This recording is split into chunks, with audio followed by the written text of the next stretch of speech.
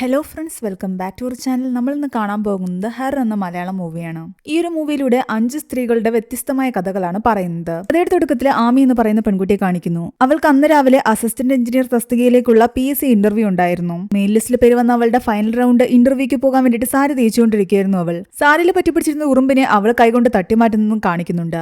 Phone ബെല്ലടിച്ച് അവൾ ആ call attend ചെയ്യുമ്പോൾ അവളുടെ പാർട്ട്ണറിനോട് സംസാരിക്കുന്നതായിട്ടാണ് കാണിക്കുന്നത്. അവൾ ഈ നാട്ടിൽ ഇന്റർവ്യൂ അറ്റൻഡ് ചെയ്ത് ഗവൺമെന്റ് ജോലി വാങ്ങിക്കുന്നതിനോട് അവളുടെ പാർട്ട്ണർ താല്പര്യമില്ലായിരുന്നു. ഇവർക്ക് രണ്ടുപേർക്കും വേണ്ടിയിട്ട് US പോകാൻ വേണ്ടിയിട്ടുള്ള വിസ എല്ലാം റെഡി ആയിരിക്കുകയാണ്. US പോയി സെറ്റിൽ ആകാനായിരുന്നു അവളുടെ പാർട്ട്ണറിന് ഇഷ്ടം. എന്നാൽ ഇവൾ ഈ ഇന്റർവ്യൂ അറ്റൻഡ് ചെയ്യാൻ പോകുന്ന കാര്യം പറഞ്ഞിട്ട് അവളുടെ പാർട്ട്ണർ അവളോട് ചെറിയ രീതിയിൽ വഴക്കുണ്ടാക്കുന്നു. അതൊന്നും കാര്യമാക്കാതെ അവൾ ഫോൺ കട്ട് ചെയ്തിട്ട് പെട്ടെന്ന് തന്നെ റെഡിയായി ഇന്റർവ്യൂവിന് വേണ്ടി ഇറങ്ങി. പോകുന്ന വഴിക്ക് വേസ്റ്റ് എടുക്കാൻ വരുന്ന ചേച്ചിയാകട്ടെ അവളോട് പറയുന്നുണ്ട്, മോളെ ഇങ്ങനെ ഒറ്റയ്ക്ക് ജീവിക്കുന്നത് നല്ലതല്ല, ആൾക്കാർ പലതും പറയും, അതുകൊണ്ട് എത്രയും പെട്ടെന്ന് കല്യാണം കഴിച്ച് സെറ്റിൽ ആകാൻ. അവൾ അതൊന്നും മൈൻഡ് ആക്കാതെ ബസ്സിലേക്ക് കയറാൻ വേണ്ടി നിൽക്കുകയാണ്. എന്നാൽ പെട്ടെന്നാണ് അവളുടെ സാരിയിൽ നിന്നൊരു ഉറുമ്പ് ഉള്ളിലേക്ക് കയറുന്നതായിട്ട് അവൾക്ക് തോന്നുന്നത്. അത് കാരണം ബസ്സിൽ കയറാതെ അവൾ അവിടെ തന്നെ നിൽക്കുന്നു. ബസ്സും അവിടുത്തെ ആൾക്കാരും എല്ലാം പോയതും ബസ് സ്റ്റോപ്പിന്റെ സൈഡിലേക്ക് കയറിയിട്ട് അവൾ ആ കാലിൽ നിന്നും ഉറുമ്പിനെ തട്ടിമാറ്റിയിട്ട് വീണ്ടും ബസ്സിന് വേണ്ടി വെയിറ്റ് ചെയ്ത് നിൽക്കുകയാണ്. സമയം പോകുന്നതല്ലാതെ ബസ്സൊന്നും വരുന്നില്ല. അവൾ അവസാനം ഓട്ടോയ്ക്ക് കൈ കാണിച്ച് അതിൽ കയറി. ആ ഓട്ടോക്കാരനാകട്ടെ അത്യാവശ്യം ഒരു ഞരമ്പ് രോഗിയായിരുന്നു. അവൾ ഓട്ടോയിൽ കയറിയതും മിറർ തിരിച്ചു വെച്ച് അവളെ തന്നെ നോക്കിയായിരുന്നു. കുറച്ചു ദൂരം കഴിഞ്ഞപ്പോഴാകട്ടെ വീണ്ടും അവൾക്ക് തോന്നാൻ തുടങ്ങി ആ ഉറുമ്പ് സാരിയുടെ ഉള്ളിലേക്ക് കയറുന്നതായിട്ട്. നേരത്തെ തട്ടിക്കളഞ്ഞത് കൂടാതെ വീണ്ടും ഉറുമ്പുകൾ അതിനുള്ളിൽ ഉണ്ടായിരുന്നു. അവൾക്ക് വല്ലാത്ത അസ്വസ്ഥത തോന്നിയ കാരണം അവൾ ഓട്ടോക്കാരനോട് പറയുന്നത് പെട്ടെന്ന് വണ്ടി നിർത്താൻ. തല എത്തിയില്ല എന്ന് പറഞ്ഞിട്ടും അവൾ അതൊന്നും കേൾക്കാതെ ചാടി ഇറങ്ങുന്നു. അവിടെ ഉണ്ടായിരുന്ന പബ്ലിക് ടോയ്ലറ്റിലേക്ക് കയറാൻ തുടങ്ങിയതും അതിനകത്തു നിന്ന് ഇറങ്ങിയ ആളാകട്ടെ അവളെ അകത്തേക്ക് കയറാൻ സമ്മതിക്കുന്നില്ല. അയാളുടെ ശല്യം കാരണം അവൾ അവിടെ നിന്ന് ഓടി. തൊട്ടടുത്ത് കണ്ടൊരു വീട്ടിൽ കയറി ഞാൻ ഒന്ന് ടോയ്ലറ്റ് യൂസ് ചെയ്തോട്ടെ എന്ന് അവിടുത്തെ സ്ത്രീയോട് ചോദിക്കുമ്പോൾ അവര് പറയുന്നുണ്ട് ഇക്കാലത്ത് ആരും വിശ്വസിക്കാൻ പറ്റില്ല, അതുകൊണ്ട് ഇവിടെ പറ്റില്ല എന്ന്. അടുത്തുള്ള ഹോട്ടലിൽ ചോദിച്ചപ്പോൾ അവിടെയും ടോയ്ലറ്റ് ഇല്ല. അസ്വസ്ഥത കൂടി കൂടി വരികയാണ്. ഉറുമ്പ് അവളുടെ പ്രൈവറ്റ് പാർട്ടിലേക്ക് കയറുന്ന അവസ്ഥയായി. അവൾ വീണ്ടും റോഡിലേക്ക് ഇറങ്ങി നിന്നപ്പോൾ നേരത്തെ വിട്ട അതേ ഓട്ടോക്കാരൻ തന്നെ അവിടെ വരുന്നു. കൊച്ചിതുവരെ പോയില്ലേ എന്ന് പറഞ്ഞിട്ട് അവളോട് അതിലേക്ക് കയറാൻ പറയുന്നു. ഇന്റർവ്യൂവിന് എത്തേണ്ട സമയവുമായി. വേറെ നിവൃത്തിയില്ലാതെ അവൾ ഓട്ടോയിലേക്ക് കയറി. ഇത്തവണ ഉറുമ്പിന്റെ കടി അവൾക്ക് സഹിക്കാൻ പറ്റാവുന്നതിനപ്പുറമായി. അവൾ രണ്ടും കൽപ്പിച്ച് ഓട്ടോയ്ക്കുള്ളിൽ തന്നെ ഇരുന്നു കൊണ്ട് കൈ ഉള്ളിലേക്കിട്ട് ആ ഉറുമ്പിനെ എടുത്തു. ഇതെല്ലാം തന്നെ മിററിലൂടെ ആ ഡ്രൈവർ നോക്കി കാണുകയായിരുന്നു. ഒരുമാതിരി കാമം നിറഞ്ഞ നോട്ടമായിരുന്നു അയാളുടെ കണ്ണില്. ഇത് കണ്ട് ആമയ്ക്ക് ദേഷ്യം വരുന്നു. അവൾ ഓട്ടോയിൽ നിന്ന് ഇറങ്ങിയതും അയാളാകട്ടെ മുണ്ടെല്ലാം മുകളിലേക്ക് കയറ്റി വെച്ചിരിക്കുകയാണ്. ഇത് കണ്ട് ദേഷ്യത്തോടെ അവളൊന്ന് നോക്കിയതും പേടിച്ച് അയാളെ മുണ്ട് താഴ്ത്തിയിടുന്നു. അങ്ങനെ അവൾ നേരെ ഇന്റർവ്യൂ അറ്റൻഡ് ചെയ്യാൻ വേണ്ടിയിട്ട് ഉള്ളിലേക്ക് കയറിപ്പോയി. അടുത്തതായിട്ട് കാണിക്കുന്നത് ഒരു പ്രൊഡ്യൂസറായ രേഷ്മ എന്ന് പറയുന്ന പെൺകുട്ടിയാണ്. കുറേയധികം സിനിമകൾ പ്രൊഡ്യൂസ് ചെയ്യുകയും കൂടി ഒരു യൂട്യൂബ് ചാനൽ കൊണ്ടുപോവുകയും ചെയ്യുന്ന വ്യക്തിയായിരുന്നു രേഷ്മ. അവളുടെ വീട്ടിൽ തന്നെ എഡിറ്ററായിട്ടൊരു പയ്യനെ ഇരുത്തിയിട്ടുണ്ട്. അനിൽ എന്നായിരുന്നു അവന്റെ പേര്. കണ്ടന്റിന് വേണ്ടിയിട്ട് ഓരോരോ കാര്യങ്ങൾ ചെയ്തു കൂട്ടിയാണ് രേഷ്മ. വീഡിയോയ്ക്ക് റീച്ച് കിട്ടാത്തതിന് അനിലിന്റെ എഡിറ്റിംഗ് പോരാന്ന് പറഞ്ഞിട്ട് അവനെയും കുറ്റം പറയുന്നു. പുതിയൊരു കണ്ടന്റിന് വേണ്ടിയിട്ട് അവളാകട്ടെ വീട്ടിൽ ജോലി ചെയ്യുന്ന സ്ത്രീയുടെ അടുത്ത് പോയിട്ട് അവർ മുറ്റം തീർത്തുകൊണ്ട് നിന്ന ചൂല് വാങ്ങിച്ചിട്ട് അവരെ സഹായിക്കുന്ന പോലെയൊക്കെ അഭിനയിക്കുകയാണ്. തൊട്ടടുത്ത ദിവസം ഒരു സ്വർണ്ണക്കടയുടെ ഉദ്ഘാടനത്തിന് വേണ്ടിയിട്ട് അവൾ പോകാനിരിക്കുകയായിരുന്നു. അനിൽ അവളോട് വന്ന് പറയുന്നുണ്ട് താൻ ഈ ജോലി നിർത്തുകയാണെന്ന്, തനിക്കൊരു പടത്തില് എഡിറ്ററായിട്ട് ജോലി കിട്ടിയിട്ടുണ്ടെന്ന്. എന്നാൽ അതിന്റെ സംവിധായകൻ ശരിയല്ലെന്നും എന്തായാലും ആ പടം ഫ്ലോപ്പ് ആവുകയുള്ളൂ, അയാൾ വെറുതെ നിന്നെ പറ്റിക്കുന്നതാ, നീ ഈ ജോലി തന്നെ കണ്ടിന്യൂ ചെയ്യുകയാണെങ്കിൽ എന്റെ അടുത്ത പടത്തിൽ നീ ആയിരിക്കും എഡിറ്റർ എന്ന് രേഷ്മ പറയുന്നു. അവൾ ഉറപ്പിച്ച് വാക്കുകൊടുക്കുന്ന കാരണം അവനാകട്ടെ ആ സംവിധായകന്റെ പടത്തിലെ എഡിറ്ററായിട്ട് പോകുന്നില്ല. അവളുടെ കൂടെ തൽക്കാലം അവളുടെ യൂട്യൂബ് ചാനലിലെ വീഡിയോ എഡിറ്റ് ചെയ്ത് തന്നെ കൂടുകയാണ്. പിറ്റേന്ന് രാവിലെ കണ്ടന്റിന് വേണ്ടിയിട്ട് ഗാർഡനിൽ നിന്നും ഫ്രഷ് ആയിട്ടുള്ള ഫ്രൂട്ട്സ് ഒക്കെ അവർ പറിച്ച് കഴിക്കുന്നതായിട്ട് കാണിക്കുന്നു. എന്നാൽ യഥാർത്ഥത്തിൽ അത് കണ്ടന്റിന് വേണ്ടി മാത്രമായിരുന്നു. വീഡിയോ എടുത്തു കഴിഞ്ഞതും അത് തുപ്പിക്കളയുകയും ജങ്ക് ഫുഡ് വാങ്ങി കഴിക്കുകയും ചെയ്യുന്ന ആൾക്കാരാണിവർ. അങ്ങനെ പിറ്റേന്ന് അവളുടെ പുതിയ പടത്തിലെ ആൾക്കാരെല്ലാം ചേർന്നിരുന്ന ഒരു മീറ്റിംഗ് കൂടുന്നുണ്ട്. മീറ്റിംഗിന് മുമ്പ് അനിലാകട്ടെ അവരുമായിട്ട് സംസാരിക്കുന്നതിനിടയ്ക്ക് അടുത്ത പടത്തിലെ എഡിറ്റർ എന്നെയാക്കാമെന്നാണ് ചേച്ചി പറഞ്ഞിരിക്കുന്നതെന്ന് അവരോട് പറയുന്നു. എന്നാൽ രേഷ്മ വന്നിരുന്നു കഴിഞ്ഞതും അവൾ പറയുന്നുണ്ട് അനിലിനെ ഒന്നും എഡിറ്റർ ആക്കാൻ പറ്റില്ല എന്ന്. അവന് വലിയ എക്സ്പീരിയൻസ് ഒന്നും തന്നെ ഇല്ല, അവന്റെ എഡിറ്റിംഗ് മോശമാണ്. എന്നാൽ മറ്റുള്ളവർ പറയുന്നുണ്ട് ചേച്ചിയുടെ യൂട്യൂബ് വീഡിയോസ് എല്ലാം ഞങ്ങൾ കാണാറുള്ളതാ, നല്ല പോലെ അവൻ എഡിറ്റ് ചെയ്യുന്നുണ്ട്. എന്നാൽ നല്ല എഡിറ്റർ ഒരിക്കലും ഒരു വീഡിയോയിലെ ഒരു ഷോട്ടും വെറുതെ കളയില്ല.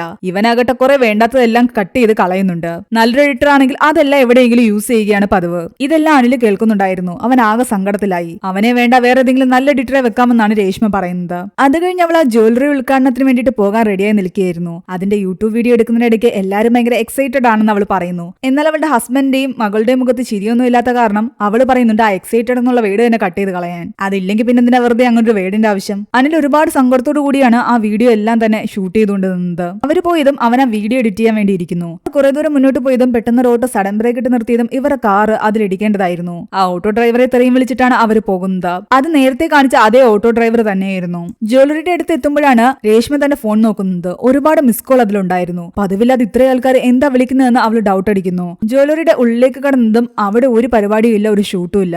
എന്താ കാര്യം എന്ന് ചോദിച്ചപ്പോൾ ഞങ്ങളത് മാറ്റിവെച്ചു എന്നാണ് അവിടുത്തെ ഓണേഴ്സ് പറയുന്നത്. മാഡത്തിന്റെ പുതിയ വീഡിയോ ഒന്ന് കണ്ടു നോക്ക്, അത് കാരണം ഞങ്ങൾക്ക് ആ പരിപാടി വേണ്ടെന്ന് വെക്കേണ്ടി വന്നു. അവൾ തന്റെ യൂട്യൂബ് വീഡിയോ കണ്ടതും ഞെട്ടിപ്പോയി. കാരണം കാരണം ഇതുവരെ അവൾ കട്ട് ചെയ്ത് കളയാൻ പറഞ്ഞ ആ ക്ലിപ്സ് എല്ലാം വെച്ചിട്ടായിരുന്നു അനിൽ ഒരു വീഡിയോ ഉണ്ടാക്കിയിരുന്നത്. ഇതിൽ നിന്നും ആൾക്കാർക്ക് മനസ്സിലായി അവളെല്ലാം ഫേക്ക് ആയിട്ട് ക്രിയേറ്റ് ചെയ്യുന്നതാണെന്നും യഥാർത്ഥത്തിൽ അതിൽ കാണിക്കുന്ന ഒന്നും തന്നെ അവൾ ചെയ്യുന്നില്ല എന്നും. ഇതുവരെ അവൾ എടുത്ത വീഡിയോസിലെ കട്ട് ചെയ്ത് കളഞ്ഞ ക്ലിപ്സ് എല്ലാം വെച്ചിട്ട് വളരെയധികം കോമഡി ആയിട്ടാണ് അവൻ ആ വീഡിയോ ചെയ്തിട്ടുണ്ടായിരുന്നത്. ഇത് കണ്ടതും അവളുടെ ഹസ്ബൻഡ് പറയുന്നുണ്ട് ഇവന് നന്നായിട്ട് എഡിറ്റ് ചെയ്യാൻ അറിയാമെന്ന്. ഒരു ക്ലിപ്പ് പോലും വെറുതെ കളഞ്ഞിട്ടില്ല, അതവന്റെ കഴിവ് തന്നെയാണ്. അതുകൊണ്ട് ഇതിന്റെ പേരിൽ അവനോട് ദേഷ്യപ്പെടാതെ മര്യാദയ്ക്ക് അവനെ തന്നെ ആ സിനിമയുടെ എഡിറ്റർ ആക്കുന്നതാ നല്ലത്. ആലോചിച്ചപ്പോൾ അത് ശരിയാണെന്ന് രേഷ്മിക്കും തോന്നി. അനിൽ ദേഷ്യത്തിന്റെ പുറത്തായിരുന്നു അതെല്ലാം ചെയ്തത്. എന്നാൽ രേഷ്മ അവനെ വിളിച്ചിട്ട് പറയുന്നുണ്ട് നാളെ നമ്മുടെ സിനിമയുടെ ഒരു മീറ്റിംഗ് ഉണ്ട്, എഡിറ്റർ നീ തന്നെയാ, അതുകൊണ്ട് ആ മീറ്റിംഗിൽ പങ്കെടുക്കാൻ വരണമെന്ന്. പേടിച്ച് ഫോൺ എടുത്ത അനിലിന് അതൊരു വലിയ സന്തോഷ വാർത്തയായിരുന്നു. രണ്ടാമത്തെ സ്റ്റോറി അവിടെയാണ് അവസാനിക്കുന്നത്. മൂന്നാമത്തെ കഥയില് ശാന്തയും ഭർത്താവിനെയും കാണിക്കുന്നു. പ്രണയിച്ച് വിവാഹം കഴിച്ച രണ്ട് ദമ്പതിമാര് പരസ്പരം അത്രയധികം അവർ ഇപ്പോഴും സ്നേഹിക്കുന്നുണ്ട്. എന്തിനും ഇതിനും അയാൾക്ക് ശാന്ത വേണമായിരുന്നു. സമയം പോലും അയാൾ സ്വന്തമായിട്ട് ക്ലോക്കിൽ നോക്കില്ല. ശാന്തയെ വിളിച്ചിട്ടാണ് എത്ര മണിയായി എന്ന് അയാൾ ചോദിക്കുന്നത്. അവർ അടുത്തേക്ക് വരുമ്പോ അയാളാകട്ടെ അവരെ നന്നായി മണപ്പിക്കുന്നുണ്ട്. നീ ചുവന്ന സാരി എടുത്തുകൊണ്ട് വരുമ്പോ നിനക്ക് പഴയ ചെറുപ്പക്കാരുടെ മണം തന്നെയാണെന്ന് അയാൾ പറയുന്നു. ശാന്തയ്ക്ക് ഇഷ്ടമല്ലാഞ്ഞിട്ട് പോലും തന്റെ ഭർത്താവിന് വേണ്ടിയിട്ട് അവർ ദിവസവും വെണ്ടയ്ക്കക്കറി ഉണ്ടാക്കിയിരുന്നു. തനിക്ക് പോസ്റ്റ് ഓഫീസ് വരെ പോകണം, അതുകൊണ്ട് നീയും എന്റെ കൂടെ വരാൻ ഭർത്താവ് ശാന്തയോട് പറയുന്നു. പോസ്റ്റ് ഓഫീസ് വരെ പോകുന്നതിന് താനെന്തിനാ വരുന്നതെന്ന് ചോദിക്കുമ്പോൾ അയാൾ പറയുന്നുണ്ട് നീ കൂടെ ഉണ്ടെങ്കിൽ എനിക്ക് മിണ്ടിയും പറഞ്ഞു ഇരിക്കാൻ ഒരാളായില്ലേ എന്ന്. പോകുന്ന വഴിക്ക് നമുക്ക് സ്ഥിരമായിട്ട് കയറാറുള്ള ആ കടയിൽ നിന്നും ഗ്രേപ്പ് ജ്യൂസും കുടിക്കാം. അടുത്ത് തന്നെ അവരുടെ ആനിവേഴ്സറി വരാൻ പോവുകയാണ്. എല്ലാ തവണയും പോലെ ഈ ആനിവേഴ്സറിക്കും അവർ രണ്ടുപേരും മാത്രമായിട്ടാണ് സെലിബ്രേറ്റ് ചെയ്യുന്നത്. അങ്ങനെ പോസ്റ്റ് ഓഫീസിലൊക്കെ പോയിട്ട് അവർ തിരിച്ചു വരുന്ന വഴിക്ക് അയാളെ ചന്ദ്രൻ എന്ന് പറയുന്ന ഒരു ഫ്രണ്ട് വിളിക്കുന്നുണ്ട്. എന്നാൽ അയാൾ ഫോൺ എടുക്കുന്നില്ല. അവൻ സംസാരിക്കാൻ തുടങ്ങിയ നിർത്തില്ല എന്ന് പറഞ്ഞിട്ടായിരുന്നു അയാൾ ആ ഫോൺ എടുക്കാതിരുന്നത്. എന്നിട്ട് ജ്യൂസ് കുടിക്കാൻ കടയിൽ കയറിയപ്പോൾ കടക്കാരൻ പറയുന്നുണ്ട് ഇവിടെ നിന്നല്ലേ നിങ്ങളുടെ പ്രണയം തുടങ്ങിയത്, നാളെ എന്തായാലും നിങ്ങളുടെ ആനിവേഴ്സറി അല്ലേ, അതിന് എന്റെ ആശംസകൾ ഇപ്പോഴേ ഞാൻ നേർന്നിരിക്കുന്നു. ജ്യൂസ് കുടിച്ചുകൊണ്ടിരുന്നപ്പോ കടക്കാരന്റെ അടുത്തേക്ക് ഒരു പെൺകുട്ടി വന്നിട്ട് ധൃതിയിൽ ചോദിക്കുന്നുണ്ട് ചേട്ടന് വണ്ടി ഒന്ന് തരുമോ, എന്റെ കാറ് കേടായെന്ന്. എന്നാൽ അയാൾ പറയുന്നുണ്ട് എന്റെ വണ്ടിയും പഞ്ചറാണെന്ന്. ആ പെൺകുട്ടി ധൃതിയിൽ അവിടെ നിന്ന് ഓടിപ്പോകുന്നു.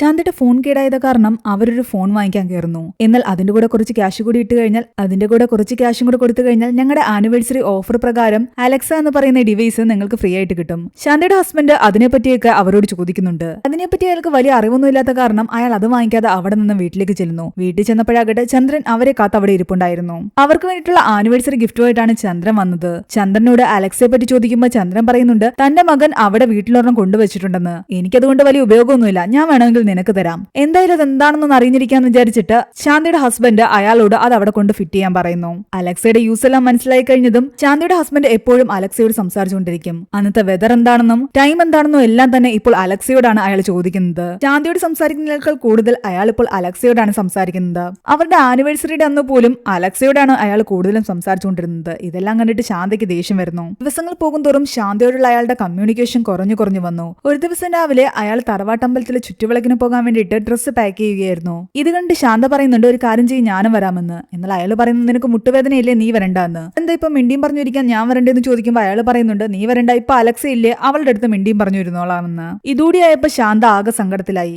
ആദ്യമായിട്ട് ശാന്തയെ കൂട്ടാതെ അയാൾ ഒരു ട്രിപ്പ് പോയിരിക്കുന്നു. വേസ്റ്റ് എടുക്കാൻ വന്ന ചേച്ചിയും അതിനെപ്പറ്റി ശാന്തയോട് ചോദിക്കുന്നു. എനിക്ക് കാലുവേദനയായോണ്ടാണ് താൻ പോകാത്തതെന്നാണ് ശാന്ത പറയുന്നത്. എന്നാൽ തിരിച്ചു വന്ന അവരുടെ ഭർത്താവാകട്ടെ ആകെ സങ്കടത്തിലായിരുന്നു. കാരണം പോയെടുത്ത് റേഞ്ചില്ലാത്ത കാരണം അലക്സയുടെ അടുത്ത് മിണ്ടാൻ പറ്റിയില്ല എന്ന്. നീ എന്തായാലും അവളെ ഒന്ന് എടുത്ത് ചാർജിനുണ്ട് എന്നാണ് ശാന്തയോട് പറയുന്നത്. അയാളുടെ ബാഗിൽ നിന്നും അത് എടുക്കാൻ പോകുന്ന ശാന്തയെ പിന്നീട് കാണിക്കുന്നു. ആഹാരം വിളമ്പി വെക്കാൻ നേരത്തെ ശാന്തയാകട്ടെ ആകെ ടെൻഷനിലായിരുന്നു. വിളമ്പുന്നതെല്ലാം അങ്ങോട്ടും ഇങ്ങോട്ടും മാറിപ്പോകുന്നു. നീ അലക്സയെ ചാർജിനിട്ടോന്ന് ചോദിക്കുമ്പോൾ ഞാൻ നോക്കിയിട്ട് കണ്ടില്ല എന്നാണ് ശാന്ത പറയുന്നത്. യഥാർത്ഥത്തിൽ ശാന്തയാകട്ടെ അലക്സയെ എടുത്ത് അവിടെ വേസ്റ്റ് കൊണ്ടുവന്ന ചേച്ചിയുടെ കയ്യിലേക്ക് കൊടുത്തിട്ടുണ്ടായിരുന്നു. അവരതും കൊണ്ട് പോകുന്നത് നോക്കി ശാന്ത ആകെ ടെൻഷൻ അടിച്ച് നിൽക്കുകയാണ്. അവരുടെ ഭർത്താവാകട്ടെ ബാഗിൽ അലക്സയെ കാണാത്ത കാരണം തറവാട്ട് വീട്ടിലേക്ക് വിളിച്ചു ചോദിക്കുന്നു. അവിടെയും ആ സാധനം ഇല്ലാന്നറിഞ്ഞപ്പോ അയാളാകട്ടെ ശാന്തയുടെ അടുത്തേക്ക് വരുന്നു. ശാന്തയുടെ ടെൻഷനും ആ ജോലിക്കാരി പോകുന്നത് നോക്കി നിൽക്കുന്നത് കണ്ടപ്പോ അയാൾക്ക് മനസ്സിലായി ശാന്ത തന്നെ അലക്സയെ എടുത്ത് ആ വേസ്റ്റ് കൊണ്ടുപോകുന്ന ചേച്ചിക്ക് കൊടുത്തതാണെന്ന്. എന്നാൽ ശാന്തയോട് ദേഷ്യപ്പെടാതെ അയാൾ ശാന്തയെ കെട്ടിപ്പിടിക്കുന്നു. അവർക്ക് രണ്ടുപേർക്കും ഇടയിൽ മറ്റൊന്നും തന്നെ വരാത്തതാ നല്ലതെന്ന് അയാൾ മനസ്സിലാക്കി. അടുത്ത കഥയിൽ അബി എന്ന് പറയുന്ന പെൺകുട്ടിയെ കാണിക്കുന്നു. കട്ടിലിൽ കിടന്നുകൊണ്ട് അവൾ തന്റെ കോളേജ് കാലഘട്ടത്തെ പറ്റി ആലോചിക്കുകയാണ്.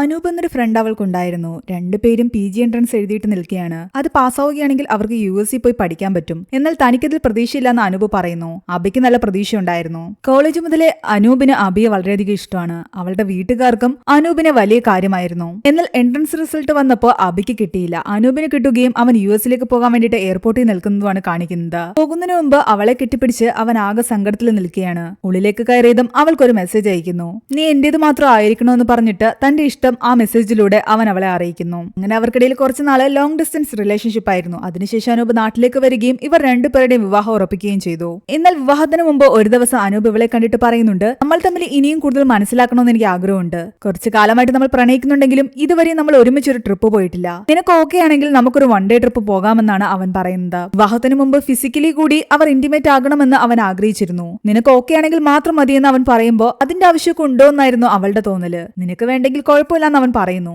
എന്നാലും അവൻ പറഞ്ഞതല്ലേ എന്ന് വിചാരിച്ചിട്ട് അവൾ അതിന് സമ്മതിക്കുകയാണ്. വീട്ടുകാരോട് എന്ത് പറയുന്നു ചോദിക്കുമ്പോൾ അവൻ പറയുന്നുണ്ട് പ്രീ വെഡിങ് ഷൂട്ടിങ്ങിന് എന്തായാലും നമുക്ക് പോണ്ടേ, നമുക്ക് ആ ദിവസം ഒരുമിച്ച് സ്റ്റേ ചെയ്യാമെന്ന് അവൻ പറയുന്നു. എന്നാൽ ആ ഒരു ട്രിപ്പ് പോയി വന്ന ശേഷം അവൾ ആകെ കൺഫ്യൂസ്ഡ് ആയിരുന്നു. അവൾ എന്തൊക്കെയോ ആലോചിച്ച് തന്റെ ബെഡ്റൂമിൽ തന്നെ കിടക്കുന്നു. അവൾക്ക് വേണ്ടി വീട്ടുകാർ സർപ്രൈസ് ആയിട്ട് ഒരു കാറ് വാങ്ങിക്കൊണ്ട് വന്നിട്ടുണ്ടായിരുന്നു. എന്നാൽ അതെടുക്കാൻ പോകുമ്പോൾ അവളെ വിളിക്കാതെ അനൂപിനെയും വിളിച്ചിട്ടാണ് അവർ പോയത്. അത് അവൾക്ക് തീരെ ഇഷ്ടപ്പെടുന്നില്ല. അത് അവൾ അവളുടെ അച്ഛനോടും പറയുന്നു. തുടക്കമേ ഇത്ര മരുമോൻ സ്നേഹമൊന്നും വേണ്ട.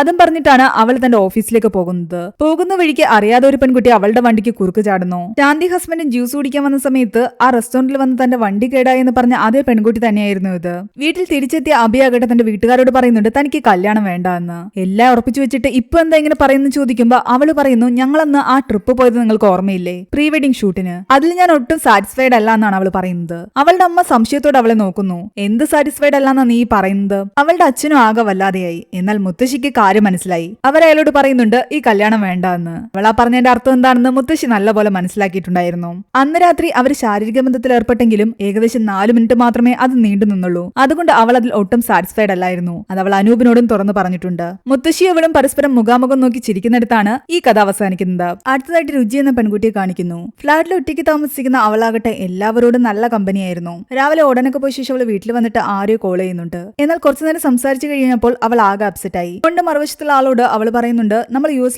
പോകാൻ പ്ലാൻ ഇട്ടല്ലേ, പിന്നെന്താ ഇപ്പൊ ഇങ്ങനെയൊക്കെ സംസാരിക്കുന്നതെന്ന്. നമ്മുടെ റിലേഷൻഷിപ്പ് ഇവിടെ ആരും അക്സെപ്റ്റ് ചെയ്യാൻ പോകുന്നില്ല. US പോയെങ്കിലും നമുക്ക് സമാധാനത്തോടെ ജീവിക്കാൻ പറ്റൂ. നാട്ടിൽ നമുക്ക് സ്വസ്ഥമായിട്ടൊന്ന് ഇറങ്ങി നടക്കാൻ പോലും പറ്റില്ല എന്നുള്ള കാര്യം നിനക്ക് അറിയില്ലേ? അങ്ങനെ അവൾ ആകെ ടെൻഷനായി ഫോൺ വയ്ക്കുന്നു. വെള്ളം തീർന്ന കാരണം വെള്ളം തിളപ്പിക്കാൻ വേണ്ടിയിട്ട് അവൾ സ്റ്റൗവിലേക്ക് പാത്രവും വെള്ളം എടുത്തു വെച്ച ശേഷം ഓണാക്കാൻ തുടങ്ങിയതും കോളും ബെല്ലടിക്കുന്നുണ്ട്. അവളുടെ അമ്മയാകട്ടെ വീട്ടിലെന്തൊക്കെ പൂജയൊക്കെ ചെയ്ത ശേഷം അതിന്റെ പായസമൊക്കെ അനിയന്റെ കയ്യിൽ കൊടുത്തു വിട്ടിരിക്കുന്നു. അവൾ വീട്ടിൽ നിന്ന് ഇങ്ങനെ മാറി താമസിക്കുന്നതിന്റെ പേരിൽ അവളുടെ അമ്മയുമായിട്ട് അവൾ ആകെ തെറ്റിയിരിക്കുകയാണ്. നാട്ടുകാരെല്ലാം ചോദിക്കുന്നുണ്ടെന്നും ചേച്ചി അവിടേക്ക് വന്ന് താമസിക്കാനും അനിയൻ പറയുന്നു. സ്വസ്ഥതയ്ക്ക് വേണ്ടിയിട്ടാണ് ഞാൻ ഇവിടേക്ക് വന്നു നിന്നത്. ഇവിടെ വന്ന് എന്റെ സ്വസ്ഥത കെടുത്താൻ നിന്ന് കഴിഞ്ഞാൽ ഞാൻ ഇവിടെ നിന്നും പോകുമെന്നാണ് അവള് പറയുന്നത്. എന്തൊക്കെ വന്നാലും ശരി ഞാൻ നാട്ടിലേക്ക് തിരിച്ചു വരില്ല. അന്ന് അവൾക്ക് ഒരു പ്രസന്റേഷൻ ഉണ്ടായിരുന്നു. അതെല്ലാം തന്നെ ഓൾറെഡി അവൾ കംപ്ലീറ്റ് ചെയ്ത് വെച്ചിരിക്കുകയാണ്. എന്നാൽ അവളുടെ ജോലിക്കാർ ഇതുവരെയും വന്നിട്ടില്ല. അത് കാരണം അവൾ ഫുഡ് പോലും കഴിച്ചിട്ടുണ്ടായിരുന്നില്ല. വെള്ളം തിളപ്പിക്കാൻ വെച്ചിട്ട് ഗ്യാസ് ഓണാക്കാൻ മറന്നുപോയി. അത് കാരണം അവൾ ഇപ്പൊ വന്ന് ഗ്യാസ് ഓണാക്കിയിട്ട് ആരോടോ ഫോണിൽ സംസാരിച്ചുകൊണ്ട് നിൽക്കുകയാണ്. 1 മണിക്ക് വെച്ചിരുന്ന മീറ്റിംഗ് 12 മണിക്കാക്കിയെന്നും എത്രയും പെട്ടെന്ന് ഓഫീസിലേക്ക് എത്തണമെന്നുമായിരുന്നു അവൾക്ക് വന്ന കോള്. അത് കാരണം അവൾ ധൃതിയില് വീടും പൂട്ടി ഇറങ്ങി.